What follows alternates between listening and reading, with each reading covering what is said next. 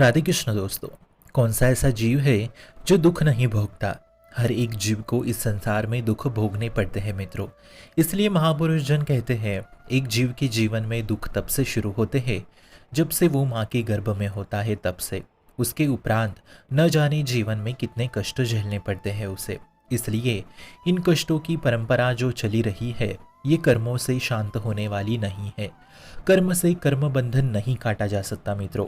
इसके लिए केवल एकमात्र प्रभु श्री कृष्ण और लाडली श्री राधा रानी के चरणों का आश्रय लेने से ही जीव कर्म बंधन से मुक्त होते हैं। इसलिए सभी दुखों से बचने के लिए हमें प्रभु श्री कृष्ण और लाडली राधा रानी की शरणागति लेनी चाहिए।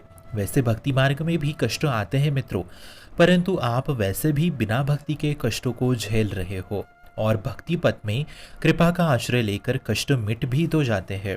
श्री व्यासदेव जी महाराज जी कहते हैं आपको दुखों से बचाने के लिए कोई नहीं आता, परंतु अगर आप भक्ति मार्ग में हो तो बड़ी से बड़ी अनहोनी कृपा के जरिए तुरंत नष्ट होती है, पर इसके लिए श्री जी की शरण आवश्यक होती है। आगे श्री व्यासदेव जी महाराज जी कहते हैं यहाँ हर एक व्यक्ति से आपको दुख मिलने वाला है, यहाँ सुख है ही नहीं। इस बात का एहसास तब होता है जब आपके नजदीक के व्यक्ति की मृत्यु हो जाए, और ना ही किसी वस्तु में सुख है, क्योंकि वस्तु भी तो नष्ट हो ही जाती है। इसलिए अज्ञानी मत बनो, सुख को प्राप्त करने हेतु श्री जी के चरणारविंद का आश्रय ले लो और साधु संगति करो, क्योंकि साधु संत जन आपको सही रास्ता दिखाएंगे। कैसे दुखों से बचा जाए ये आपको बताएंगे। कोई कर्म का आश्रय लेके कर्म बंधन से मुक्त नहीं होता। भगवत आश्रित होने पर ही समस्त नाना प्रकार के दुखों से मुक्ति प्राप्त की जा सकती है। सन्मुख होई जीव मुख जोई, जन्म कोटि अग्नाश हो। तभी केवल आश्रय से करोड़ों जन्म के कर्म बंधन प्रभु नष्ट कर देते हैं। इसलिए थोड़ा बहुत दुख दे के पवित्र करते हैं प्रभु आपको, तब हमें धैर्य से काम लेना चाहिए। हरिराम व्यास जी कह रहे हैं दुख से छूटने हेतु संतों का संग करें, प्रभु के चरणों की भक्ति करें और भागवत श्रीमद् भागवत गीता के सिद्धांतों को हृदय में धारण करें, तब आप सहनशील बनोगे। मृत्यु लोक एक तरह का नरक ही है मित्रों।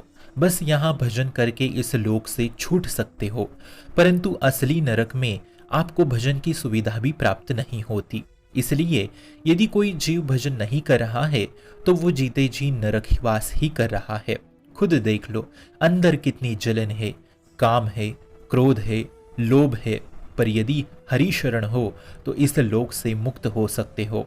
आगे हरिराम व्यास जी कहते हैं अंतिम बार कह रहे हैं दुखों को परास्त करने हेतु संतों का संग, चरणारविंद की भक्ति और गीता के सिद्धांतों पे चलिए। भागवत का पथ केवल गीता से ही प्राप्त होता है।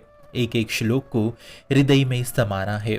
इसलिए हम हर रोज मित्रों केवल आपके लिए एक गीता का श्लोक डालते हैं इसी चैनल पे, वो भी शुद्ध हिंदी में। तो आप एक दिन में एक श्लोक को तो आत्मसात करिए, क्योंकि गीता ज्ञान जैसा कोई दूसरा ज्ञानी किताब नहीं है। इसी से भगवत पद का रास्ता पता चलता है और इसी से जन जन का कल्याण होना है। इसलिए हरिराम व्यास जी की बताई गई बातों पे चलकर निरंतर अगर राधा नाम रटते हो तो आप दुखों से मुक्त हो सकते हो, वो भी जल्द से जल्द। शुभम भवतु कल्याणमोस्तु।